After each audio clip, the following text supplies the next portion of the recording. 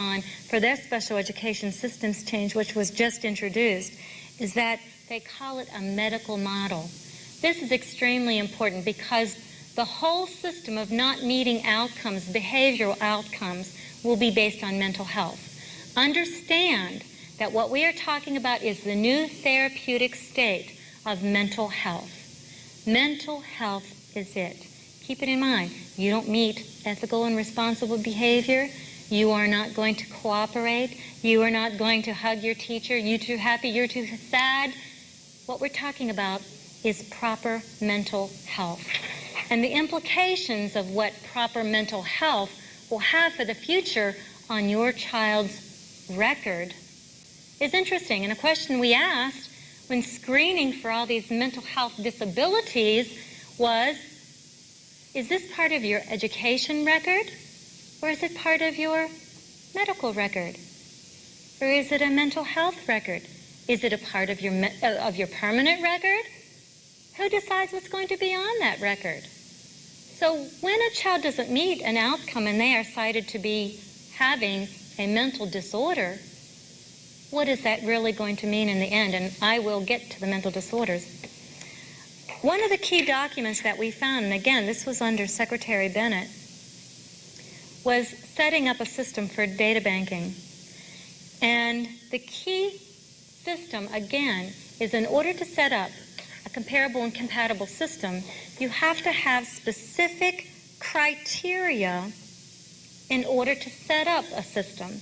Now, what most people do not understand is that education was used to set up a national data bank to monitor every individual in the United States through the compulsory school age attendance laws.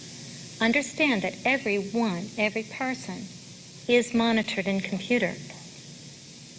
The key to the criteria was integration. Elements must be linked. In order to have a data bank that can function, we can have to cross-reference the information, not just to have the information, but to make decisions.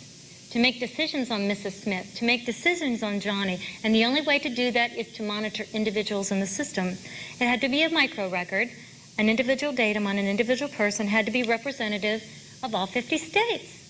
Gee, I've been to 27 states and I just told you that all the outcomes and all the goals are the same. In order to have a comparable and compatible system, you have to have everything the same. For computer retrieval, that's the way it works. That's the way it functions. So remember what I said, all this chaos is going on, but the underlying principle is standardization. And that's where we focus on. Anything that we can do to blow up the system in any way of the standardization is where we target.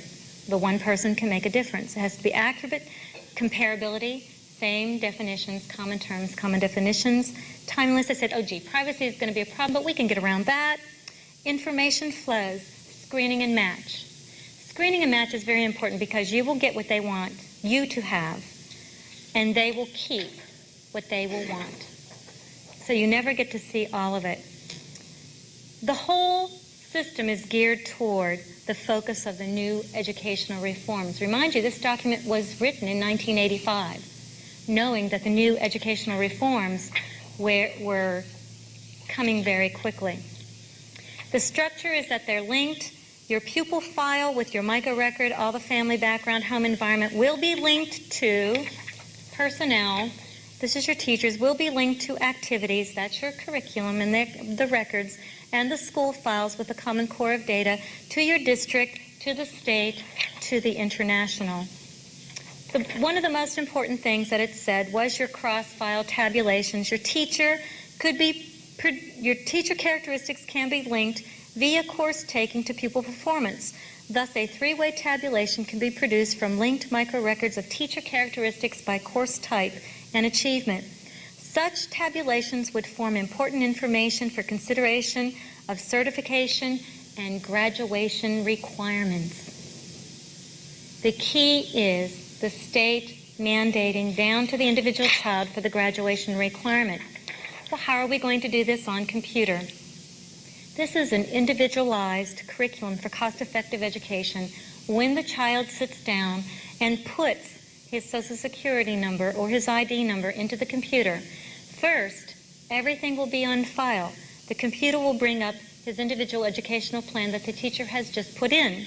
All of your biographical data and your learning style of what the child is like, how they learn the best, and all their background information. This is called the Student Information Module. Then you have the assessment to see where they are in the system, and you have value-added measurement every time something has added value to the child. And I challenge all of you, go to your dictionary, get out the dictionary, open up to assessment, and what does it say? It doesn't say a test. Do you have assessment on your property? It's the value placed on property or things. When we talk about value-added measurement, we are talking about human capital, putting a value of the usefulness of your child to the future new world society. That's what assessment is. Assessment is stamping your child.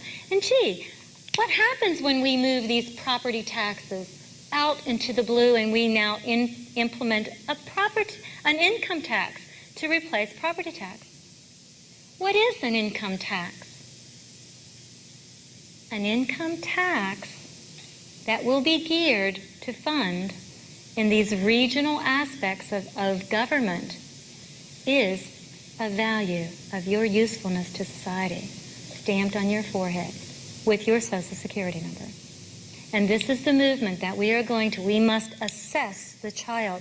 So here we have the child who makes the query and the learning nugget comes down and they have to meet particular outcomes. And you have all these outside resources that will be validated to meet the outcome. Now, this is very important because you know what? Parents are thinking about computers for word processing, aren't they? I love computers. Saves us tons of time, can cross-reference our information, bring up files, do cost accounting. I mean, they're just great, right? Who's going to validate the curriculum to be sure your child meets the outcome? Are you looking at software, guys? Let's do a values clarification on computer. I think it's fun. Okay, child sits down into the computer, pops in. Now he's going to do a decision making. Decision making comes up. Now let's do the lifeboat, for instance. Okay, here we have the situation. The child's on the computer, and it gives you all the different people that are in the lifeboat. And the child now has to select which one gets the life preservers and which one has to be thrown out. Now, something very interesting about computers. Computers are neutral. They are programmed to do their job. Now, you can program values clarification in two ways. And this is how I really got involved, pretty much in this thing, because I thought, gee, this is a very unnatural process, okay? Because you can teach positive or you can teach negative. If you teach positive, the child will learn the positive. If you teach the negative, the child will learn the negative. So if I were teaching that situation, I would teach the positive. How are we going to save everybody? Okay, let's come up with as many ideas as we can to decide how we're going to save everyone in the lifeboat. And we're going to turn over the boat, and when each one can carry the baby for a while, and we're going to take turns. Kids are great, right? Creative.